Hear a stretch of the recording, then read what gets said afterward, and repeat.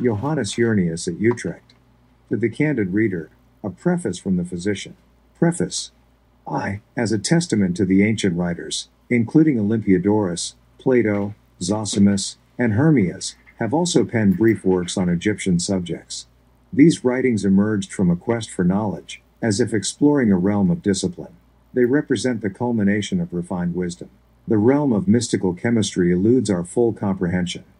Yet, it can be viewed as a means to cultivate the innate abilities of children in the realms of freedom and practicality.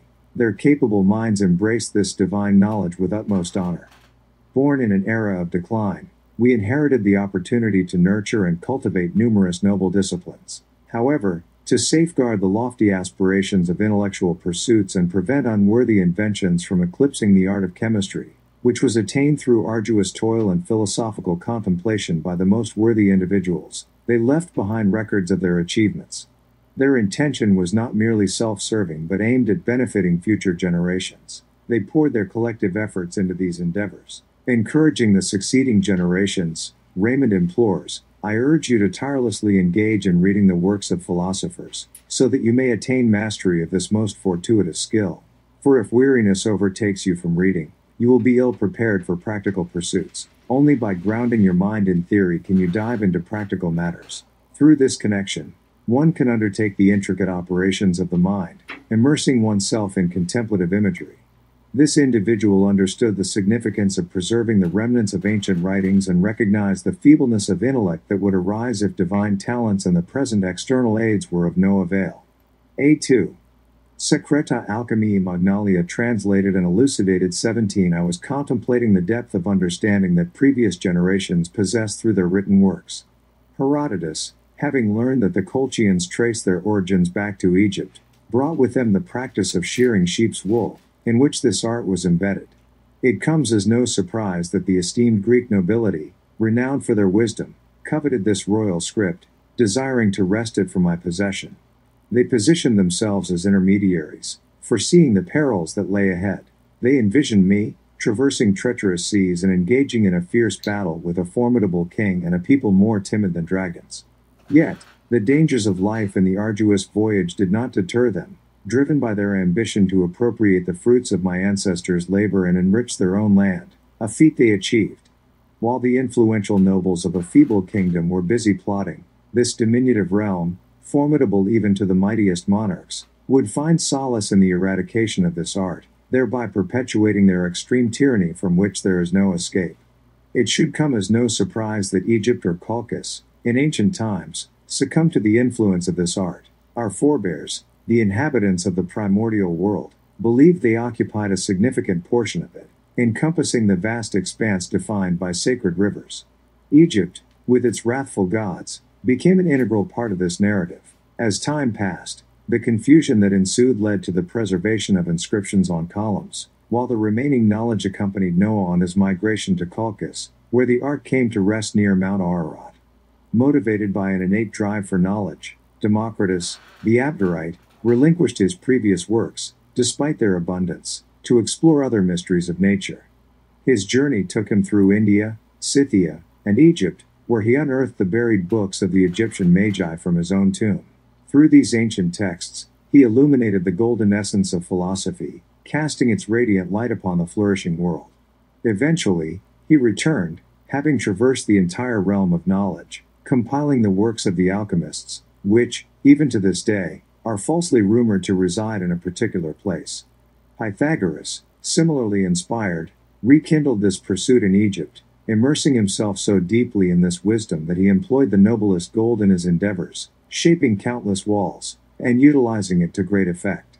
Plato, too, learned these profound arts from the Egyptian priests. Thus, it is no wonder that philosophers of old associated gold obtained by princes with the means to secure their livelihood, driven by the impetus of kings. Secreta Alchemiae Magnalia translated and elucidated 19. In ancient times, the extraordinary phenomena of nature were recorded in a way that was accessible to the Egyptian priests themselves, who were either Hermes Trismegistus or descendants of the royal lineage. However, this knowledge was not exclusive to them. It was also shared by the Persians, Ethiopians, Chaldeans, Indians, and Egyptians who practiced this art. These were not ordinary individuals but rather enlightened minds who possessed profound knowledge of various philosophical disciplines. They delved into the hidden mysteries, even those concealed from the general public. Their expertise extended to astrology, enabling them to explore the nature of the world governed by natural laws. Through their combined wisdom, they presented remarkable and incomprehensible wonders that surpassed the understanding of ordinary people. Within the realm of the cultivated Roman arts, these distinguished figures were recognized, including the renowned Pythagoras, who concealed some of his most secret writings. Interestingly, these individuals were born in Egypt, a land abundant in gold, which often led to conflicts with the Romans. Emperor Diocletian acknowledged the immense contribution of these gold-rich regions to the war efforts. However, when he took control of Alexandria, he ordered the burning of all alchemical writings. His concern was that the power derived from these resources could jeopardize the Roman Empire. The emperor, confident in his authority, decided to destroy these writings and besieged Alexandria for 3 months to ensure that the exceptional men of divine intellect were not exposed to unnecessary risks and challenges, unless the practice of their art, connected to remote and more divine aspects, became detrimental to reason. Orpheus, Chrysophonus, Pythagoras, and Plato understood that nature had imbued certain hidden principles within various substances, providing remarkable opportunities for liberation from the constraints imposed by the elements. They observed the laws of nature for a long time, recognizing the inherent connections and innate qualities present in specific combinations. Their aim was to mature and develop these principles. Others, who were less refined in their understanding, strived to reach a state of illumination. Similar to how quicksilver is attracted to gold and iron to a magnet, these natural substances exhibited an invisible attraction and interaction among elements, resulting in a vibrant and harmonious world. These combinations of natural forces tempered the essence of wine, allowing it to integrate harmoniously within the human body. SECRETA ALCHEMIAE MAGNALIA translated and elucidated 21. The interplay of celestial movements exerts a profound influence on the universe, just as a falcon fearlessly confronts an elephant, undeterred. Similarly, the nature of a rooster remains unchanged despite its crowing, as its inherent vigor suppresses any signs of trembling. Yet, a spirited essence emerges, invisible to the naked eye, revealing a serene amiability and an eagerness for remarkable endeavors. Although intangible to our senses, it exists with undeniable fervor. In accordance with the beliefs of Orpheus, Proclus, and Theosophra, the affinity between metals and celestial bodies surpasses that of plants. Evidence of this phenomenon can be seen. Shouldn't we acknowledge the heliotrope's alignment with the sun's movement, the marigolds blooming on the first day of each month, or the pennyroyals blossoming when the Pleiades set? Orpheus even declared that the agate possesses such potency that it can influence the very souls of lovers, fulfilling their wishes. The white selenite stone from Arabia exhibits varying increments and decrements, responding to the lunar motion, suggesting their awareness of the hidden aspects veiled by nature. These peculiarities transcend the elemental realm, impervious to augmentation or decline, akin to the magnetic attraction of a pole. Moreover, within this divine feminine essence, resides an innate intelligence that draws her towards beauty and perfect harmony, fueled by a profound love and desire for that splendor. It is as if a unique and amorous force drives her to propagate these captivating wonders. However, when Eudaimon finds himself oppressed and overwhelmed by the weight of the elements, the custodians of nature's order, how can he break free from this confinement? The answer lies in shedding the corporeal form, embracing a liberated state in the realm of contemplation, where he can truly flourish. Eudaimon's celestial origin, unbeknownst to many, led them to perceive the entire world as a vast canvas, awaiting their grand exploration. In their pursuit, the alchemists sought to unravel the magnificent secret, as God mixed all things together before setting them on their destined paths. They broke free from the limitations of material existence and, propelled by celestial forces, they summoned forth extraordinary phenomena from the very essence of pure matter. Through this profound celebration of existence, their spirits engaged in a divine dialogue, evoking wonders beyond imagination. SECRETA ALCHEMIAE MAGNALIA translated and elucidated 23. The secrets of the empire are revealed, as ancient philosophers in the field of natural philosophy, such as Pythagoras and others, observed and studied the celestial bodies, understanding the power hidden in them. They delved into astrology and incorporated the knowledge of the stars into their teachings. They recognized the significance of precious stones imbued with animating properties, not just as lifeless stones but as integral parts of the natural order. These stones were not only treasures but also served as symbols and records of ancient wisdom, illuminating the darkness of ignorance. However, in order to preserve the profound knowledge from misuse or alteration, they encoded their teachings through planetary movements and significant conjunctions, concealing their true meaning from those without the exceptional intellect and inclination to delve into the divine aspects. Over time, these ancient teachings resurfaced, as brilliant minds in different eras deciphered the cryptic writings, unveiling the hidden knowledge of the past. They presented these ancient secrets in a clearer and more vibrant form, making them relevant to their time. From Adam to the Egyptian Hermes, the arts were passed down, and even the kings of Colchis guarded them. Later, they reached Greece and were embraced by philosophers like Pythagoras and Democritus, eventually finding their way to the Romans along with their glorious military conquests. And just as nature avoids the highest extremes, these teachings survived the great turmoil caused by the Gothic and Vandal invasions, finding refuge in Argos, where they continued to be studied by philosophers, including the famous Thomas Aquinas, who adorned the entire spectrum of philosophy. Deeply exploring these ancient writings, they realized that the true essence lies in the nature itself, transcending the common understanding of philosophy. They spared no effort to unveil the secrets of the divine and embarked on experiments of great significance, risking their own well-being. It became a source of solace and rejuvenation in their lives, and they considered it a worthwhile endeavor. The luminous legacy of these philosophers is such that all subsequent writings appear to be mere echoes, diminishing the brilliance of their profound insights. Among them, Chrysophonus, a stone deeply revered, holds the key to unraveling these mysteries. SECRETA ALCHEMIAE MAGNALIA translated and elucidated 25. The abundance of precious and beautiful materials, such as gold and fine gems, has greatly attracted the attention of philosophers throughout history. It is beyond doubt that they have extensively explored this subject in their philosophical studies. Many renowned scholars have written extensively on this topic, although such works are not widely available. The authenticity of these philosophers' writings is so remarkable that even Paracelsus, a prominent defender of the art, ascribes the highest praise to them. Therefore, I urge you to dedicate your efforts and attention to the study of these doctrines, not allowing yourselves to be swayed by superficial judgments.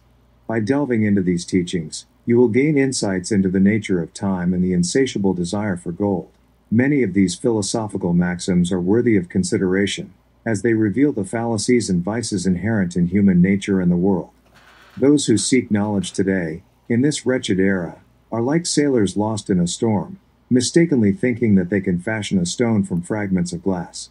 Such endeavors are futile, as the true secrets lie far deeper, where Democritus placed them, and they can only be beheld by the eyes of the soul, as Theseus entered the labyrinth of nature and left his mark on its sand, impressed with the likenesses of great men. This contemplation is drawn involuntarily to the divine, for as the inspired Apostle Paul wrote, God reveals himself through his works, especially when he combines his great creations with the harmonious elements of the terrestrial world. As Thomas Aquinas said, art imitates nature, and its invention is a form of worship. There is no prohibition against imitating the artistry of nature, as we see the emergence of lifelike forms from plants, silk from the female silkworm, and bees producing honey from lifeless substances.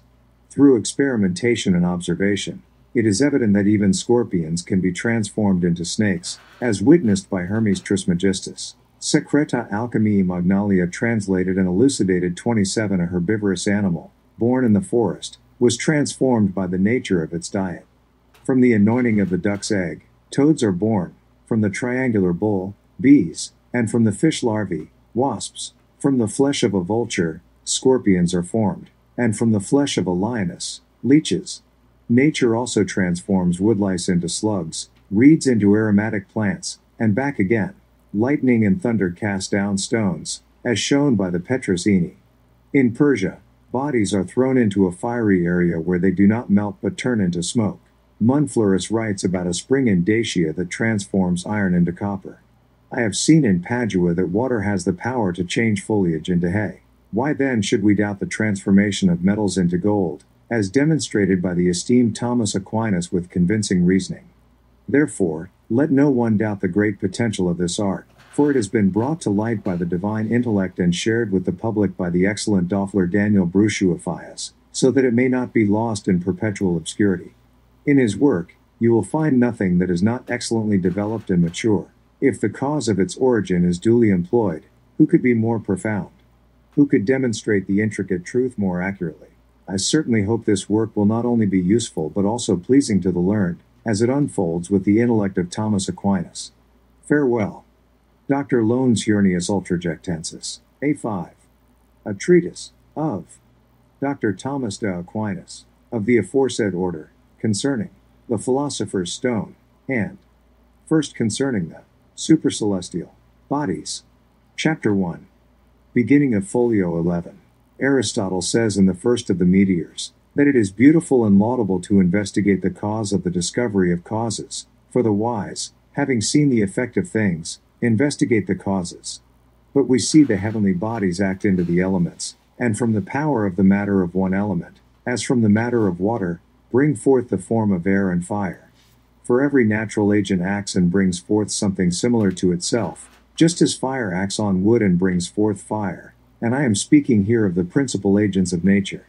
For it is seen that the supercelestial bodies are not without an element, or matter of an elemental form, and especially because we see to the sense that the spheres of the planets are of a simple mouth of nature, rather than the bread itself, and that the planets are thicker bodies and more composed. But for the evidence of this truth, not according to what I proved concerning the influences of natural things, and Roger explains this very well, every natural agent by similitude. Beginning of Folio 12, acts by sending that similitude into the passage, which similitude is indeed not different from the acting in kind. For example, if a tow is placed near the fire, so that the fire is not joined, as in other ages, it will multiply its species by the medium, which species are multiplied, and is received into the tow by the continuous natural action of the fire, and the severity of the susceptibility of the tow, will invigorate in it the species which are in the complete action of the fire. Because of this, it is clear that the similitude of fire does not differ from fire in particular, but some remain very active by their specific action, so that they can produce by their similitude, forming and multiplying like fire. There are others, however, which cannot actually bring anything like themselves into a subject in the form of man. For man would not be able to conform the likeness which is in the middle only to what is actually done by man, because man is occupied with other activities.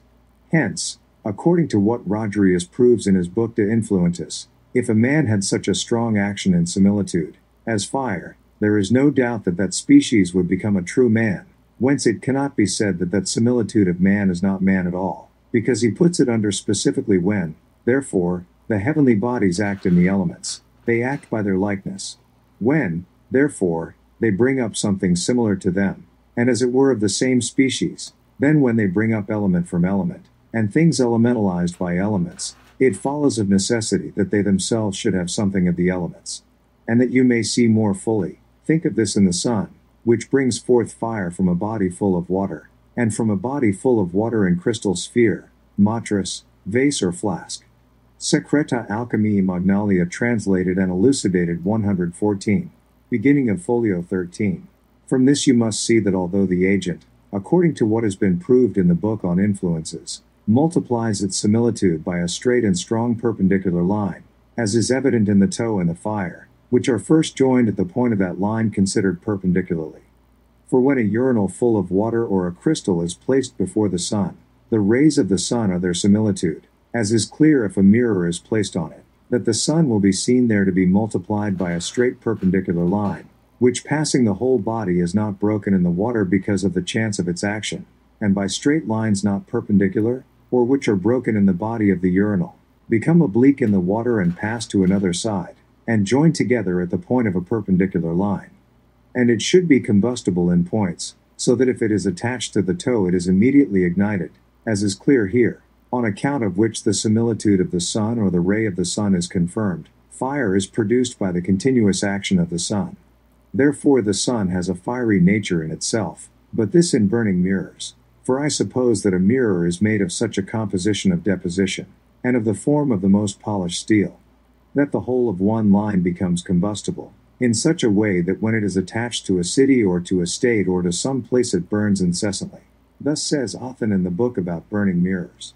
Because of this it is clear that the sun and other super-celestial bodies are not without elemental matter, and for this reason are not corruptible, neither heavy nor light.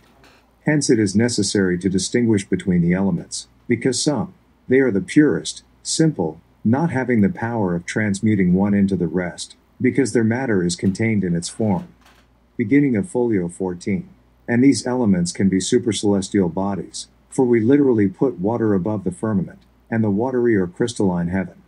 In the same way we can say of other elements, and that the supercelestial bodies are composed of these elements by the divine power or the ruling intelligence itself. From these elements gravity or lightness cannot be generated, as the earth is said to be heavy or weighty, because it exists only in those thick and weighty earths, and as if elementary. For since the supercelestial bodies seem to be gilded, it is as if from this they sparkle from the striking ray itself, just as a gilded shield sparkles when it is struck by the sun. Thus the astrologer puts it, believing the cause of the scintillation of the stars, because such a color 5 gilding has to be generated. Thus Isaac proves in Rodriguez in the book on feeling, from certain elemental qualities, it must be in themselves that the elemental nature must be. But since these elements are the purest in their natures, and mixed with some accidents, it is necessary that they should be in their bodies corporeally or proportionally, because they can never be surpassed by the rest. And you should not be surprised at this, because I, by means of artifice, cooperating with nature, separated the 4 elements from certain lower bodies, so that I had separately water, fire, and earth for each part. And I purged every one of the accidents as far as I could by a kind of secret operation, finally purified my spouse, and a certain wonderful thing came to me, which is not subjugated by any of these even lower elements. SECRETA ALCHEMIAE MAGNALIA translated and elucidated 115. Beginning of folio 15. For if the temperature stood at fire, it would never be burnt, and would never be changed. Do not be surprised, then, if the supercelestial bodies are indestructible, however much they are made of the elements. There is no doubt that the said nature participates much in the heavenly body. Whence says Hermogenes, who is a threefold suit in philosophy, of that ere the earth, when I have attained to perfection, comes to me a joy such as never comes to him who sees the 5th essence without elemental matter, as we shall say below. A fistful of fire has more power than perhaps 100 pieces of air, for which reason 1 fistful of fire may penetrate 1,000 earths. But we do not know what the weights of these elements would be if they were mixed. By artifice, however, nature cooperating, I saw that when I had separated the 4 elements from certain bodies, and had purified each of them by itself, I placed in their union an equal weight of air, water, and earth. Of fire I put the 6th and 10th part, and although this composition is composed of elements, yet it has more of a fiery nature than of any other element. For having projected 1 part over 1,000 living silver, we felt that it rightly appears that that nature has something of the nature of the heavenly bodies, for in the transformation it has itself as if by the mode of a form or a most powerful agent. Chapter 2. Concerning the inferior bodies of essential minerals, and first of stones, beginning of folio 16. But now we must treat of the lower bodies. But since these are divided into minerals, plants, and animals, we will therefore discuss the being and essence of minerals. Minerals are divided into stones and metals. Being, then, is of the same reason in these as in other creatures, except that the being of the essence is brought forth in these to the point of supposition, and more transformations than in the elements or supercelestial bodies, for their matter is composed of many forms, 5 having a lot of earth or little according to the purity of the stone. Hence what Aristotle says in the book of the meteors, but they think that it is another chapter of Avicenna's, that the fertile earth is not a pure stone, but rather a watery earth, as we see that stones are generated in rivers. Fire now the material of the stone is coarse water, and the active heat and cold freeze that water, and bring the essence of the stone into action. For the nature of stone is found in plants, in animals, which indeed you would not consider stones without great power, another, indeed, their own are frozen in animals by virtue of heat, and in many other, virtuous stones, believing that stones which proceed from animals are more virtuous than others. On the other hand, they are frozen by the mineral strength of nature. For as Aristotle says, because they make a kind of water made from 2 waters, which they call virgin's milk. Beginning of folio 17. And they congealed him into stone. And so it is said to be made from litharge dissolved in vinegar and alkali salt water, When either of these waters is very clear, both of them combined become immediately, with a certain mineral affection, one water, thick and white as milk.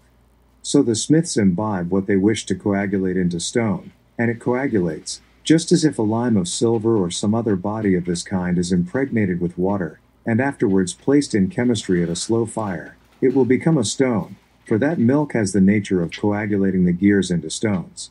We also see that stones of wonderful efficacy and power are made from the blood, egg, hair, brain, and other parts of animals. By the graph of the word, human blood was taken from the blood, and rotted in hot dung. When desired it was placed in a still, and white water was distilled, like milk. When desired the fire was increased, and oil was distilled. Afterwards the dregs which remained in the still were rectified so that they became white as snow, and we poured.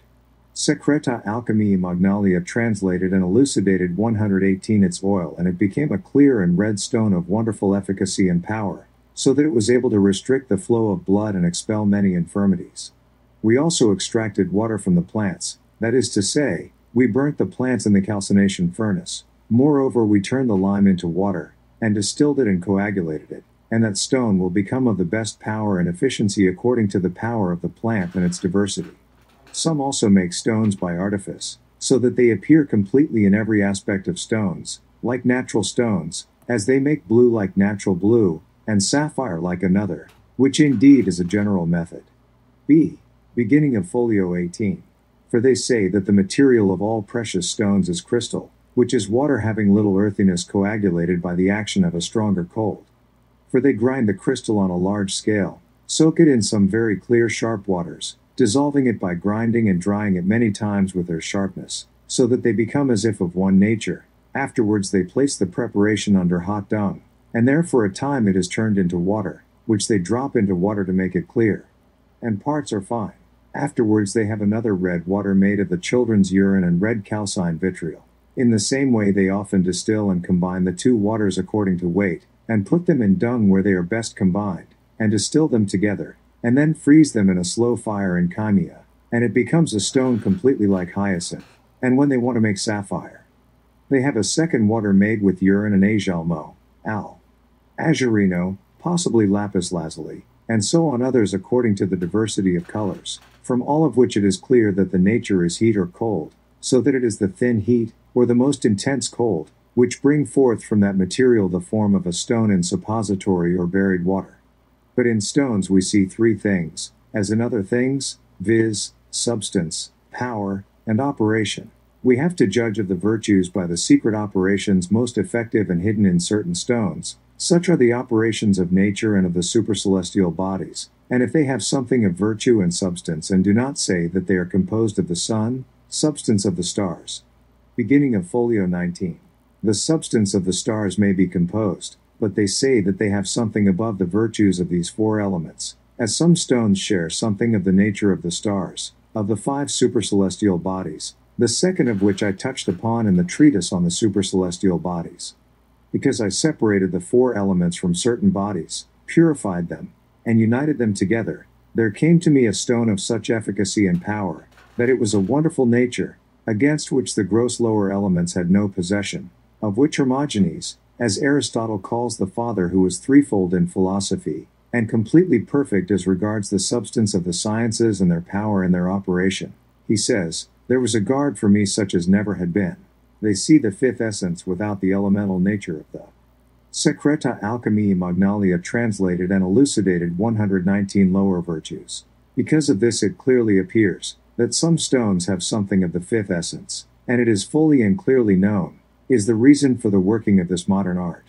Chapter 3. Understanding the existence and nature of metals, exploring their composition, and supposed essence. Beginning of folio 19. The supposed existence of metals is derived from the matter of their planets and natures, and likewise by artifice. Therefore, since there are s.t.e.m metals, each metal is produced from its planet, that is to say, gold from the sun, and is called the sun, silver from the moon, iron from Mars, quicksilver from Mercury, tin from Jupiter, lead from Saturn, copper and brass from Venus, and these metals are now known by the names of their planets. B2. Beginning of folio 20. On substantial matter. The substantial matter of all metals is quicksilver, whence in some metals it is coagulated by a weak congealment, in others by a strong one. Thus there is a degree in the metals according to the degrees of the action of the planets, and of the completely pure frozen quicksilver of sulfur, and those metals in which there is little frozen or earthy, have themselves by the manner of matter, and in potentiality by comparison or opposition to those metals, as, for example, lead is earthly quicksilver, a little frozen, of fine sulfur, and a little, and because the action of its planet is distant and weak, it has power over tin, copper, iron, silver, and gold. Tin, however, is quick, clear silver coagulated with a little coarse and impure sulfur, for which reason it has the power to copper, earth, silver, and gold. Iron, on the other hand, is coarse living silver of the earth, strongly coagulated from the very thick sulfur of the earth, from the action of its planet, and therefore has the potential to copper, silver, and gold. But copper is coagulated from much sulfur, and moderately thick quicksilver, cooperating with its planet, therefore it has the power to silver and gold. Silver, too, is made of white sulfur, clear, fine, not burning, and of living silver subtly coagulated, clear and clear, cooperating with its planet, the moon, and therefore it has the same potential as gold. But gold is more perfect than all metals, and is made of red, clear sulfur. SECRETA ALCHEMIE MAGNALIA translated and elucidated 120. Beginning of folio 21. Subtle, not burning, and of fine and clear living silver, strongly frozen by the cooperation of the sun, so that it cannot even be burnt by sulfur, by which all other metals are burnt. It is clear, then, that gold can be made from all these metals, and this is evident in the mines of silver and gold, from which other metals are also extracted, and there they are found combined with marchesite of gold and silver. From which there is no doubt that if nature were permitted to act for a time, and they would be converted into silver. But when gold is made from other metals, the substantial forms of other metals are destroyed, and how this is done, we will discuss in the treatise on the being and essence of sensible things. There it will be discussed in general that truth is of the being and transmutation of metals, and first of all that which is effected by artifice. Chapter 4. There is also a transformation of metals, and by artifice, so that the existence of one metal is transformed into the existence of another. The first matter, according to what has been said, is close to all metals, quicksilver, but the remotest matter is water. But since this reduction is much conjoined with nature. B3. Chapter 4. The nature of metals and their transformation, the process of their transmutation, and the pursuit of knowledge and skill in working with metals. Partial folio 21, beginning at Chapter 4. Chapter 4. Of the being and transmutation of metals, and first of all that which is effected by artifice. There is also a transformation of metals, and by means of an artifice, so that the being of one metal is transmuted into the being of another. Of course, that power can be brought into action, although Aristotle or Avicenna advocate, the artists of alchemy know that species can never be truly transmuted, but follow afterwards, unless there is a reduction into the first matter. The first matter, according to what has been said, is close to all metals, quicksilver, but the remotest matter is water. But since this reduction is much conjoined with nature. Beginning of folio 22. And because of this difficulty, and because of the difficulty at this point, many have become fools, by this knowledge spending their youth and their faculties in vain, seducing afterwards kings and princes, and this to such an extent that the kings, despairing of the truth of this knowledge, did not search for it or desire to know it, for so many erroneous books and so many follies, so many diversities of operations, have been written by these ignorant people, that when you spend all your labors by it, despairing of knowledge, you will achieve no result at all. I, however, considering all these things, and how the kings had subtle operations, and could scarcely or never reach perfection, believed that this knowledge was nothing. And I found them empty of reason, however much, fact or knowledge confusedly and in an enigma, they explain in some way. I considered the books that contradicted them, and found there's other similar nations. I also considered natural principles, and found that it could be done by them. For I have seen that quicksilver penetrates and passes over other metals, so that if you touch copper made of quicksilver mixed with a little blood and clay, it will penetrate outwardly and inwardly, and make it white itself. SECRETA ALCHEMIE MAGNALIA translated and elucidated 122. Although the color does not last. Now, then, living silver has a mixture with bodies and penetration.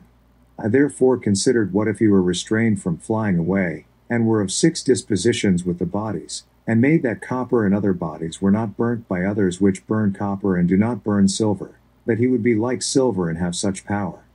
B4. Beginning of folio 23. I therefore sublimated the quicksilver many times, so that it might be made of a fixed disposition, so that it would not fly away from the fire, because the sublimate was dissolved in water, so that the reduction into the first material might take place, and from the aforesaid water I impregnated the fixed sublimate many times with lime of silver and arsenic, which were all dissolved in the same way, and I froze the warm horse dung with which it was dissolved, and it occurred to me that a stone as clear as crystal has the nature of splitting or striking, of penetrating, and of retaining itself in bodies, so that if you throw a little of this upon a great deal of air, it will immediately bring forth from it the form of pure silver, for which no better can be found. I took, in order to turn it into the ear, the red sulfur of ours, by boiling it in sharp water over a slow fire, which water became red, which I distilled through the still, and remained at the bottom of the corrubita red sulfur pure, which I froze with the said red white, so that it was made red, and a little of this kind cast upon a great deal of brass produced the purest gold.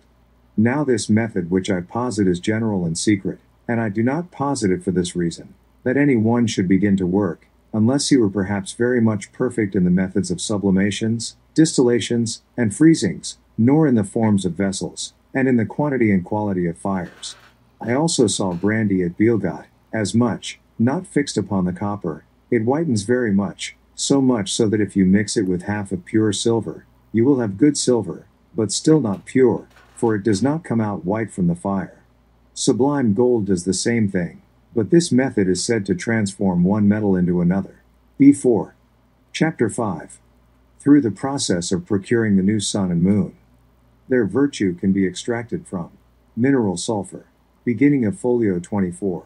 There is, however, another ennobling method of transmuting quicksilver into gold or silver, by virtue of red and white sulfur, the most clear and simple, which does not burn. He said to Alexander, Divine Providence will help you to conceal your purpose, and to fulfill the mystery, for which reason I will treat obscurely, naming some things from which such a powerful and noble nature is brought forth. For I did not publish this book because of the vulgar, but because it was properly perfected. But I exhort that no one presume to begin the work, because of these things which are to be said, unless he is much expert and experienced in natural principles, and much discreet in the methods of distillation, dissolution, and freezing, and in the sea of fire. The man who wants to prepare this for greed does not know, but to act with discretion and diligence. There is therefore a certain mineral stone from which this kind of virtue is produced, namely white or bright red sulfur, which does not burn, and is produced by the separation of the 4 elements and their purification and conjunction. Enumeration of mineral works. Beginning of folio 25. Therefore, in the name of the Lord, take 1 pound of it, and grind it vigorously on the marble, and imbue it with 1½ pounds of the most perishable olive oil common to the philosophers, so that it becomes like a paste. As the red foam rises, put it off the fire until it comes down, always stirring it with an iron spatula, and when it comes down, put the rum over the fire, repeating this as often as possible until it becomes thick like honey. Afterwards throw it on the marble, and it will quickly freeze, and it will become like a piece of meat, or like a well-boiled liver, which you cut into pieces like your fingernails, and you have the same amount of oil of tartar of the 5th essence, and put them together in their own frying pan by the fire, and let them boil there for about 2 hours. Afterwards, place it in a glass vessel muddied with the mud of wisdom, and let it stand thus over a slow fire for 3 days and 3 nights. Afterwards, place the container with the medicine in cold water for 3 more days, then cut the preparation to the size of your fingernails, and place it in a glass gourd, and place the alembic on top of it, and pour white water in the manner of milk, and this is truly the milk of the Virgin. When the water has been distilled, increase the fire, and draw it into another vessel. And take the air, and it will be like pure air, the most beautiful, because it contains fire in itself, and then the earth at the bottom of the gourd will. SECRETA ALCHEMIE MAGNALIA translated and elucidated 124 remain black, like the ashes in the calcination furnace, until it becomes white as snow. Then return to the water which you have distilled 7 times, until the copper plate has been extinguished, completely whitened inside and out. Do the same with the air. This is with the second water, for in the earth you will find oil by distillation, and the whole tincture of the 5 fire in the gourd. B5. Beginning of folio 26. Therefore, bring back the second and third time, and save the oil. Then take the fire at the bottom, which is like black and soft blood, save it and drop it and return it, and examine it with a plate as you did with water. And behold, now you have a method of conjugation that almost everyone is ignorant of. Then take the earth, and grind it on a very clean glass or marble table, and give it to drink as much of its water as it is in weight, until it becomes like a paste. Put it in a still, and distill it with its fire, and from it the water that is distilled. Again, drink that which you find in the gourd until it has absorbed all the water, keeping the same order as with water, and you will have a crystalline stone, of which if you throw a little of it on a lot of quicksilver, it will turn it into real silver, and this is the power of white sulfur, which does not burn, and it is completed with the 3, namely, earth, water, and air. But if you take the 7/10 part of fire, and mix it with hides by distilling it and imbibing it, as has been said, you will have a red stone, clear, simple, not burning, of which if a little over a great deal the sun has burned. This, then, is the manner of the mineral stone, as has been said, of the mineral stone, animal, and plant of this 6th division, or treatise, chapter 6, regarding the mineral, animal, and plant aspects of this 6th section, or study. Beginning of folio 27. There is also another stone which, according to Aristotle, is a stone and not a stone. It is indeed a vegetable mineral and a rational animal, which is found in every place and at every time, and with every man, whom you must putrefy under the sink, and put the rottenness in the crucible with its own still, and extract the elements in the manner above, and combine them, and you will see a stone of lesser efficacy and power than the superior one. And you do not deserve it because I told you that it rots under hot horse dung, so the craftsman must try, so that if he puts wheat bread under it for 9 days, it will become real flesh mixed with blood, for which reason I believe that God chose rather the bread of the cow, to be sustained in the body, than anything else, and perhaps from this the 4 elements can be brought out, and some good work can be done. It is evident from all that has been said, from which it is composed, that it is the actual suppository of minerals, and how it is not produced by nature alone, but also by artifice. This works many times. Behold, there are other ways of transmuting metals which are set forth in the books of Raphes, Archelaus, and in the 7th book of the Precepts, and in many other books of alchemists. SECRETA ALCHEMIAE MAGNALIA translated and elucidated 127. Chapter 7 on the way of working through the spirit. There is also a method that involves the manipulation of spirits. It's important to note that there are 4 distinct spirits to consider in this process, beginning of folio 28, and they are called spirits, because they fly from fire, and have the nature of the 4 elements, and they are these: sulfur, which has a fiery nature, salt of harmonium, quicksilver, which has a watery spirit, which is called by another name the fugitive slave, gold pigment or arsenic, which has an earthy spirit. Some work by means of one of these by sublimating it, and turning it into water, and distilling it, and freezing it, and throwing it over the copper, and turned it, as they say. Some, however, work by means of 2 of these, some by 3, and some by all 4, that is, by sublimating each of these by itself many times, until it becomes fixed, afterwards by distilling each by itself, by dissolving it in water with sharply dissolving waters, by imbibing it many times, and again at the same time all the waters by combining it, and again at the same time distilling and congealing it. It has a white crystalline stone, of which, if you throw a little of it upon any metal, it will change into the true moon. And then some say that there are 4 elements there, and purified, some others with 1 spirit and with bodies, and no matter how much I have not tried this method, it still seems natural, and I fear and believe that it is as if unknown to all, although Avicenna in his letter addressed to his father, touches on this method a little. As for me, when I have time and space, I will try this method. SECRETA ALCHEMIAE MAGNALIA translated and elucidated 129. Chapter 8 on the designation of ferments. Sulfur and others. Beginning of folio 29.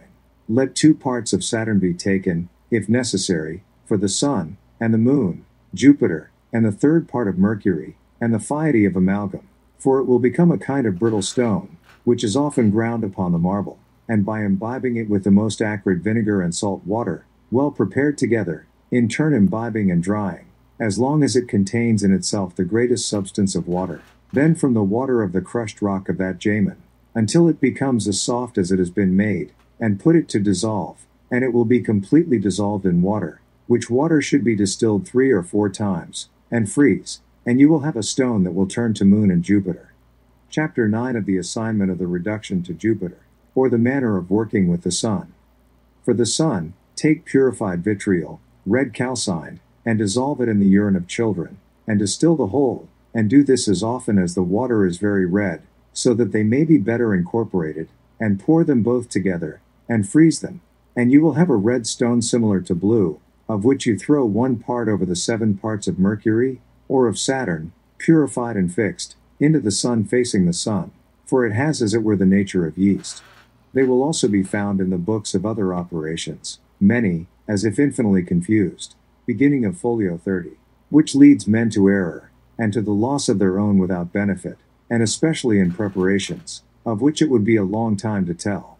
But I, not with the desire of profit, but in order to see with my eyes faith the wonderful effects of nature, and to see their causes, not only general, but also special and immediate, not only accidental, but also essential, I tried many of these, and in the separation of elements from bodies. This work indeed is true and perfect, yet I have endured so much labor and stench, and also the imperfection of my body, that I could dispose of the hop work in no way except by necessity of forcing me to attempt it again. Praise God. A treatise of D. Thomas de Aquinas given to Brother Ronald, on the art of alchemy, assiduous to your requests, dearest brother, having completed a short treatise on our art, containing certain rules, light and effective operations, and the most true tinctures, I propose to you to proceed in 8 chapters of parts, wishing to have you prayed for in 3. First, that you do not care much about the words of modern philosophers and of the ancients who spoke in this science, since in the capacity of the intellect and in the experimental demonstration, the whole art of alchemy established itself as its seat. The Operation Chapter 11. Beginning of folio 31.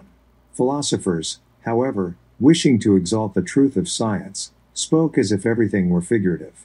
Secondly, do not appreciate the plurality of things, nor the combinations of different species, for nature never produces anything but its own kind, for every mule is born from a horse and an ass by an imperfect production, just as some, imitating science, produce a kind of multiplication from several. Thirdly, do not be a chatterbox, but put a guard on your mouth, and like the son of the wise, do not cast pearls before swine, having peace with your God, always set in mind an ordered end in your work.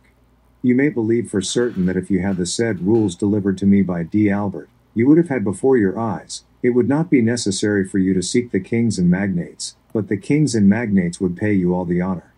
For every suspect in this art who serves the kings and the pleats, since he himself can not only help them, but step by step to all those in need, he must pay forever what he has received free of charge.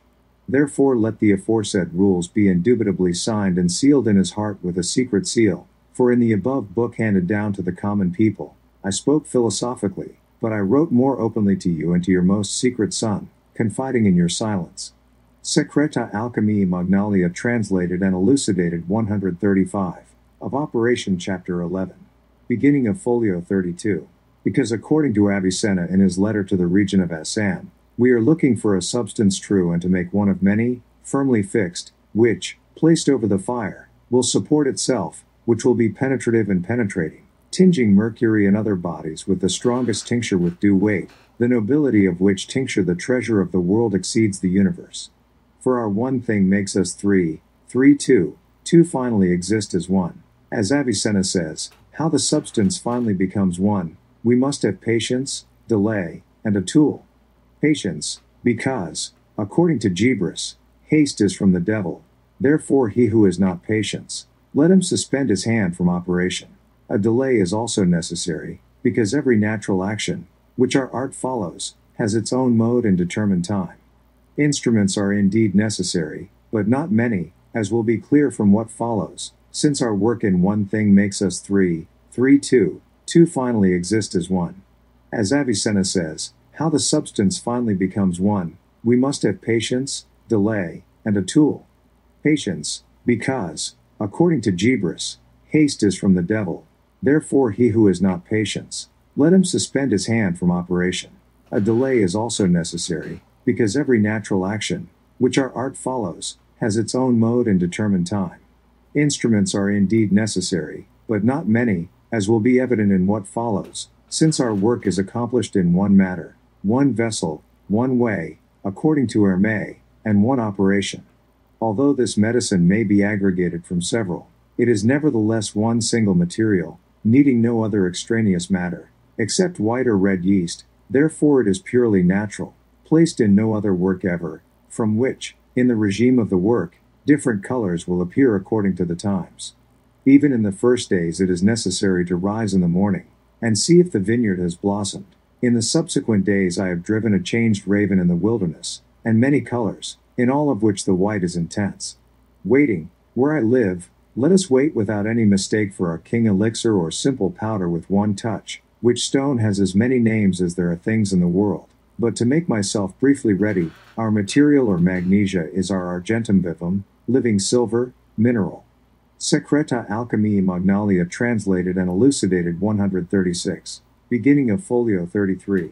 The urine of 12-year-old boys duly prepared, which immediately comes from the vein, and has never been in any work, and that in the great work written by the common people, I noted the Spanish earth or antimony, yet not known here the common quicksilver, which some multipliers and sophists use.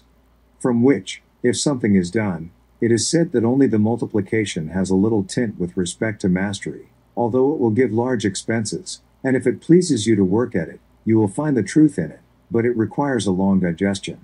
Therefore follow my great master, Divus Albertus, and work with living mineral silver, and it is the perfect burnishing, saving, and effective fusion of our work, for when it is fixed, the dye of white or red is of the most abundant restoration, of brilliant brightness, and does not depart from the commitment that it is amicable with metals, and a means of conjugating dyes, since it mixes with them by going deep and penetrating naturally, which is what adheres to them.